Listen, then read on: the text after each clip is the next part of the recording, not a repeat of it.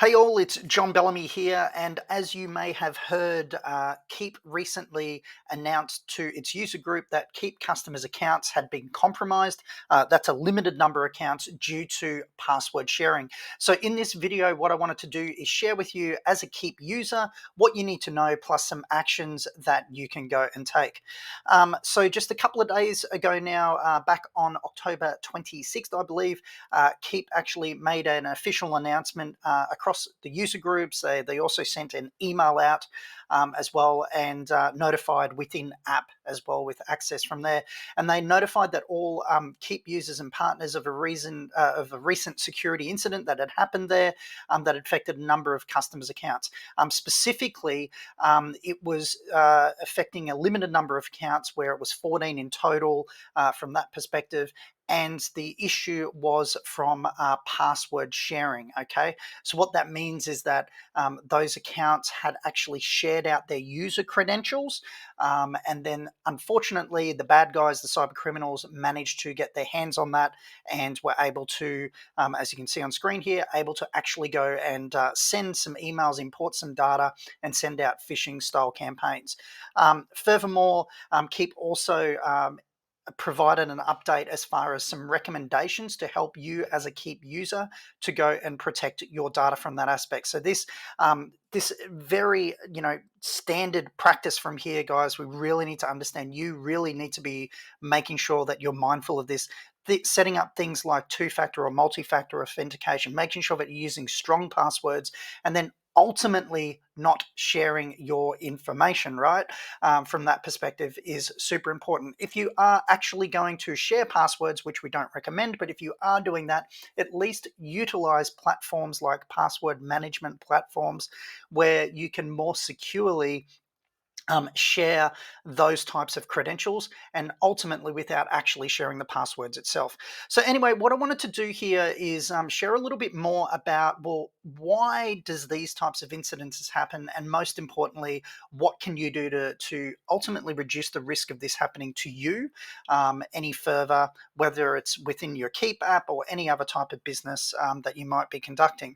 So ultimately, well, why do these cyber incidents happen? Well, just like in this case, it's the bad guys, the hackers, love data. Okay, and as Keap customers, as Keap partners, as Keap users, as business owners, we are actually and naturally collecting a lot of business information, collecting names, email addresses, sometimes date of births, and more sensitive information from that aspect. So the bad guys, the cyber criminals, the hackers out there love this information because they can. It's literally like gold to them. They can do so many things to go and compromise that data. It's not all just about how do we lock you down and ransom you. It's like, what can we actually do with that data, and where can we monetize that type of information further? Just like we in business look to monetize, these bad guys are looking at your data and then looking at monetization methods from there. So how do these happen? Well, the most common term and the most common way that this happens is via business email compromise. So business email compromise happens in a number of different ways. And what I wanted to share with you now is just a very, simple fact that you need to be aware of, right? Hackers no longer actually break in. Okay, they just simply log in, and this is the case here.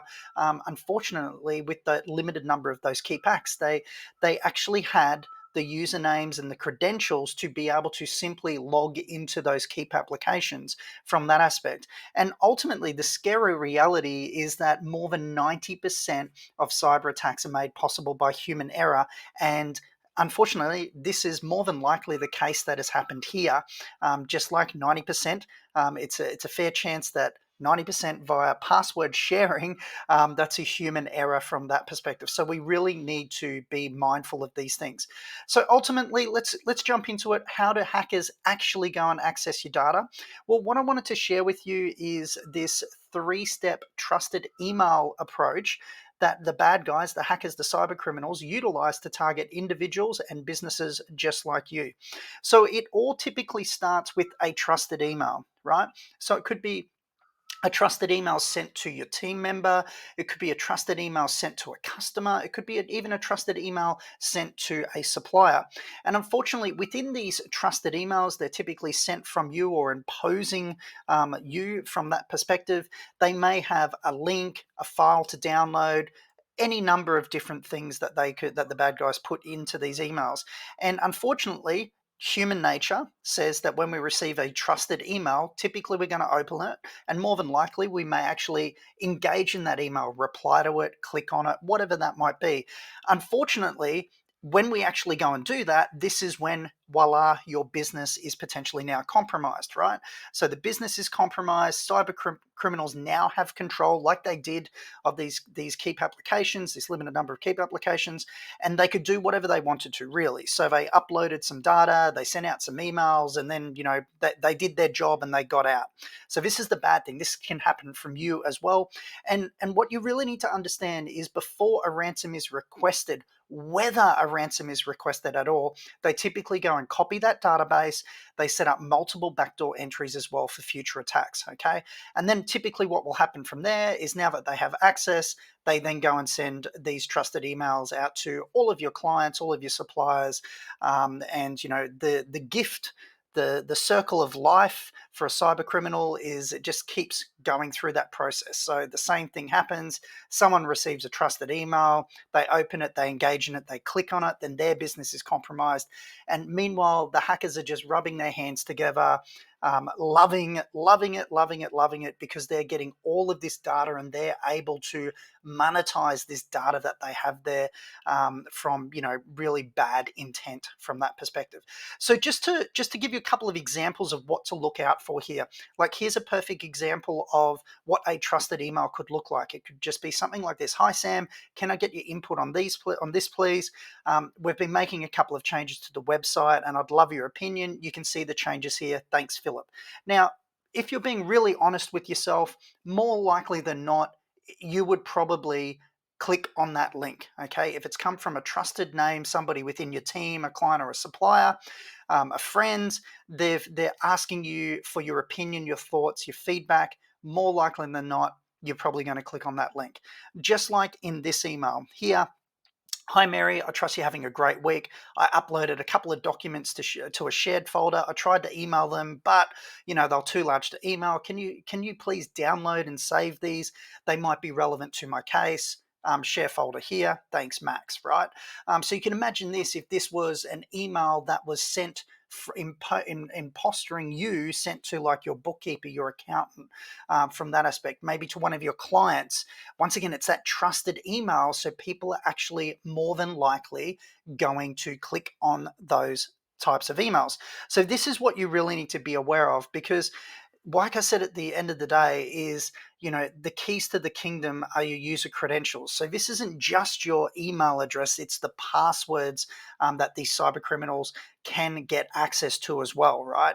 And this is the big thing. So really, what you need to be thinking about, right? There's three real big questions that you need to be pondering as a business owner. Number one is, what value do you place on your data? Okay, so as it relates to this incident here, revolving the limited number of Keap accounts here, imagine this: you're out there as a business owner, you're building your business, you're gathering email addresses and data to grow your business, to solve solutions, to offer value to your client base. What value do you put on that data? Right? I would assume that it would be a massive amount of value from that perspective, but only you can answer that. The second thing that you need to be thinking about, and the question to ponder, is, what value do you place on your brand, right? So just in this case, if you were one of those unfortunate limited number 14 Keap accounts that had this happen to them, like, what value do you place on your brand, and what potential, decline in brand value or loss of trust in that brand or brand equity could something like this happen? So it's literally could be a business ending decision. Unfortunately, that could be the reality for many small businesses out there. And finally, what you want to be thinking about is, what do you see as the biggest threat to your business? Okay, what do you see as the biggest threat to your business? When you talk about data, when you talk about these credential monitoring, when you talk about that trust chain between you and your customers, your suppliers, and your prospects out there, what do you see as the biggest threat? And I would assume once again that it's one of these cyber threats could actually be a huge incident that you really don't want to have to deal with from that aspect. So I just wanted to leave that there. If you're curious about who we are from a Dark Exposed perspective, ultimately we're here to help protect your most important assets, your brand, your team, your customers, and your cash flow from these types of cyber threats. And if you're at all curious and you're wondering, okay, well, what can we do? What actions can we take from this perspective? Dark Exposed and myself, John Bellamy, we would love to offer any and all Keap customers, Keap users from that aspect, a complimentary check, credential check, just to identify if hackers have got access to your credentials. So if you'd like to take us up on that, all you need to do is just go to darkexposed.com/keap. You'll go to a website there. This video is probably on that website as well. And if you'd like us to go and check that out, just fill in the information there and we will come back to you and confirm that it is all with you and it's all good from that perspective. If you've got any questions whatsoever, reach out. But my name's John Bellamy, owner of Dark Exposed, and I really feel for those accounts that have been caught up in this limited password sharing compromise. But yeah, we're here to help. So if you've got questions, let us know. If you want to get your credentials checked, just go and reach out to us there and we will talk to you all real soon. Bye for now.